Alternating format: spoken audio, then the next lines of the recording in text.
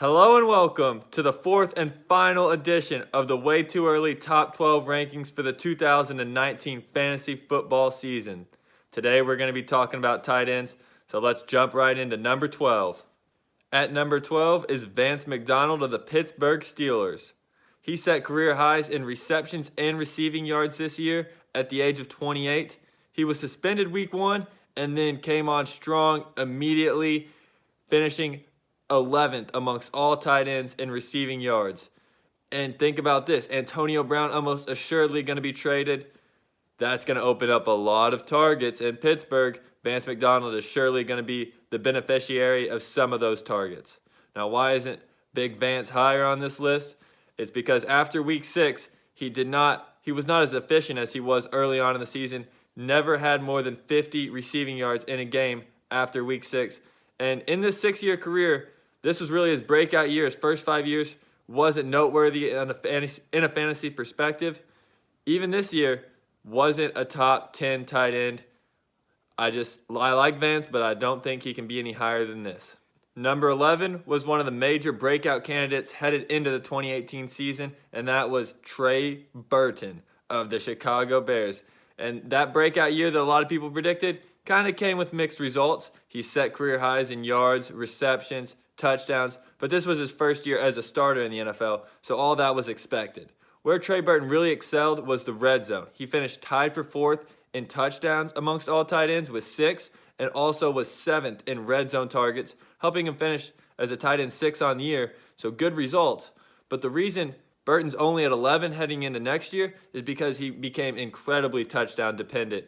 He had only more than 40 receiving yards 3 times over the full course of the year, and those all came in his first 6 games as a Chicago Bear. Basically, after those first 6 games, Burton, he never got over 40 yards, and he really had to get a touchdown to have a good fantasy game that day. Number 10 is Evan Ingram, and Ingram had a bit of a sophomore slump this year. He had the same amount of targets this year as he had receptions in his rookie season, so just didn't see the volume that he got in that year 1 as a Giant. And a lot of that had to do with Odell being healthy this year, along with them bringing in Saquon Barkley. Plus, a couple injuries caused Ingram to miss 5 games over the course of the season. Still, Ingram is just 2 years removed from being a first-round draft pick, highly skilled, highly athletic, and in his rookie year, he finished as a tight end 5 on the season. And he started showing those signs of that same ability late in the year when he finished with at least 75 yards in each of his last 4 games. But why Ingram isn't higher than 10 is because of those reasons that caused him to struggle this year. He is injury prone, and with Odell Beckham and Saquon Barkley on the field, it doesn't matter how talented you are. You're going to be the third option every single play at best. So with Ingram not getting those same amount of touches, I can't put him any higher than number 10. At number 9 is the second oldest player on this list, and that's Rob Gronkowski. Gronk didn't have the best statistical season this year. Everybody noticed that. But still, in big moments, Gronk is exceptional. He just won't have that same consistent production that he's been accustomed to. Just in 2017, he was the number 1 tight end in fantasy and has been the best tight end in all of football over the last several years. That's just not the case anymore. Gronk's already half bionic, and every time he gets targeted or touches a football, he just takes brutal hits because he's so hard to bring down.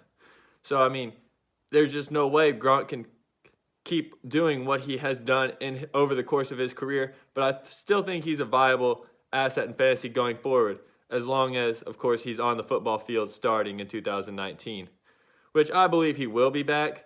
Of course, there's some skeptical concerns that are understandable. Gronk could have a great career outside of football. He's an entertaining guy, but I think he's going to be back on the gridiron to start 2019. The reason he's not higher is he played in 13 games this year, and he had the fewest receptions and yards other than his rookie year in every game where he's played more than half the season. Only 3 touchdowns in the regular season this year, tied a career low. I like Gronk, and I still couldn't pass on him if he was here at the 9 spot amongst all tight ends, but I can't put him any higher than that because we've seen the best of Gronk in the past, clearly. Number 8 is David Njoku, and it's very fitting Njoku slides in at number 8 on this list, considering he was 8th in receiving yards and in fantasy points in 2018. So David Njoku, there could be big things on the horizon with that connection between Baker Mayfield and Njoku. A lot of people have high expectations of this Cleveland Browns offense heading into the 2019 season. And with those two young players leading the way, they certainly could be a lot better than they were in 2018. But the reason he's only at 8 is because he only had 4 touchdowns this year. He only had 4 touchdowns in his rookie year. What's worse is he only had 8 red zone targets all season. That's less than guys like Antonio Gates, Ben Watson. 2 different Houston Texans tight ends had more than 8 red zone targets. And I mean, unless you're one of the top 3 tight ends that are consistently putting up yards every week, touchdowns are so important because there's just not enough production in yards for people to sustain good enough scoring as a tight end week in and week out, unless you're one of those top 3 guys. And Njoku is not at this point in his career. And now we've reached the oldest player on this list at number 7. If you had that as Jared Cook, congratulations. Cook signed a 2-year deal with Oakland back before the 2017 season and now is re-entering free agency. So a bunch of teams are going to be inquiring about the services of Jared Cook. The Raiders say they want to bring him back, but he's clearly the best guy out there on the tight end market. So who knows if there will end up being a bidding war for the services of Jared Cook, which is crazy to think about because the 10-year veteran just set career highs in receptions, yards, and touchdowns.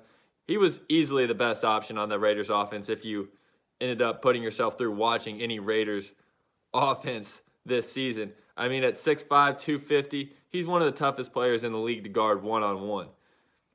He had the 4th most yards amongst any tight end this year, almost 900 yards, 869. But the reason Cook's only at 7 is because consistency was a big issue for Jared Cook. In over half his games, he had less than 35 receiving yards. I mean, in 10 years, was a couple games this year just an outlier, or is that what we can expect from Jared Cook going forward into 2019? I'm not really sure, but I'm not going to risk it to reach for Jared Cook any higher than number 7. Now, this player did not have a good 2018 campaign at all, only 14 snaps in the whole year. And that's Hunter Henry, the Los Angeles Chargers tight end. In all seriousness, Henry was the talk of the town at this point last year, going into the 2018 season, before he suffered what was essentially a season-ending injury in May. But he's had plenty of time to recover now, and I think he'll be 100% before training camp. I mean, he even got in that New England game at the end of the year. Obviously, he still had to shake off a lot of the rust, but he's going to be good to go starting in 2019. So I'm not worried about his health. And I'm not worried about his on-field ability either.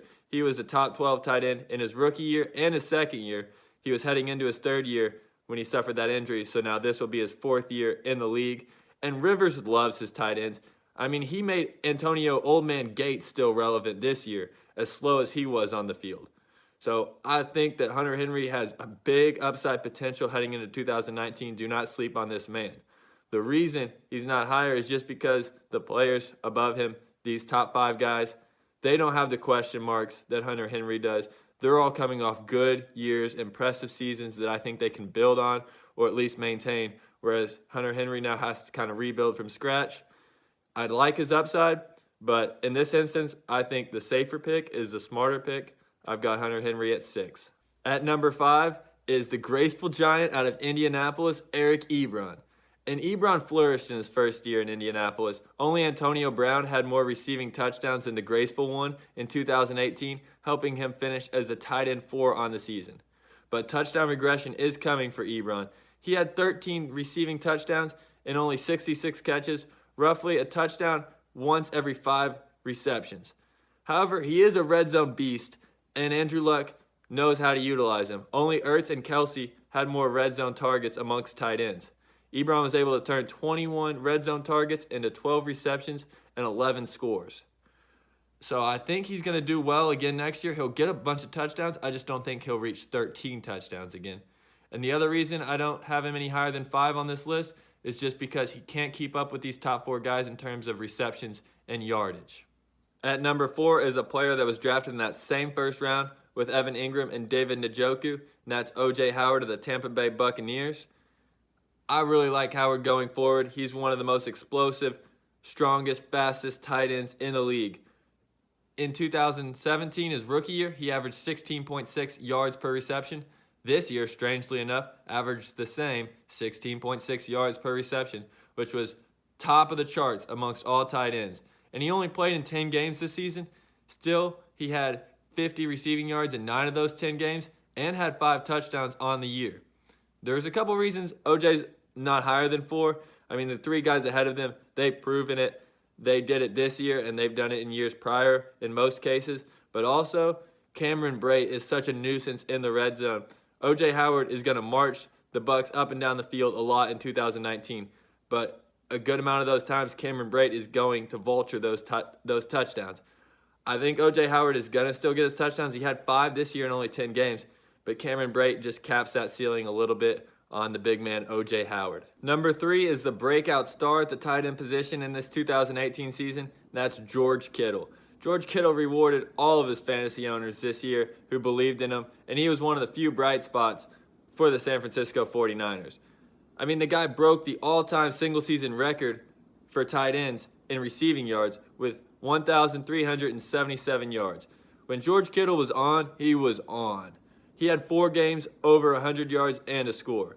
The reason George Kittle's not higher, because I understand a lot of people will put Kittle top 2 on their list, is I just don't trust that offense. The lack of offensive explosion. It has more to do with the offense that he's on rather than the player himself. He only had 5 touchdowns in that great year, and he had less red zone targets than the guys ahead of him, and he had less targets inside the 10-yard line. So I think that offense is really going to hold him back in terms of reaching his limits. I know that they're going to get Garoppolo back, but we haven't seen that connection with Garoppolo. I mean, Kittle has proven he can catch passes from any quarterback. He did it for 3 different guys this year, and he had big games with all of them. But I would still rather have these other 2 guys just because I believe in their offenses and the way they click in their offenses a little bit more. At number 2 is another guy that broke an all-time tight end record in 2018, and that's Zach Ertz. Ertz broke the all-time receptions for a tight end in 2018 with 116, and only Michael Thomas had more amongst all pass catchers. He's clearly Wentz's favorite option, and Wentz will be back under center with Nick Foles officially leaving in free agency. And this is the 2nd straight year that Zach Ertz has finished as a tight end 3. He's shown consistency. He was actually 3rd in yards and 3rd in touchdowns in 2018 as well. That kind of consistent production is what I'm looking for when I get to the top of these ranks. Now, the reason he's not number 1 is he's just not as good a player as this guy that's in number 1. He's not in a strong an offense, and he just doesn't have the same ceiling.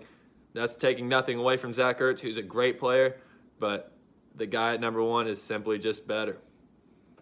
At number 1 is Travis Kelce. He's the best tight end in the league at this point. He's big, he's physical, he's got great hands, super athletic, and has an uncanny ability to make plays after the catch.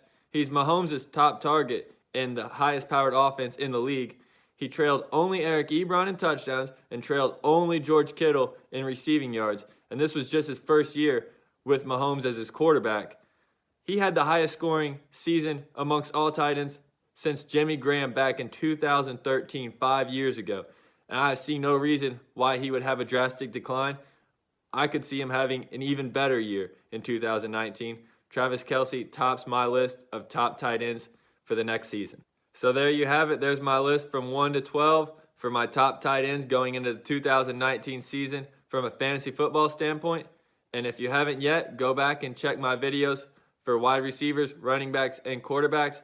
All those stuff with great information as well that help you prepare for the 2019 fantasy football season and help you go get that championship, baby.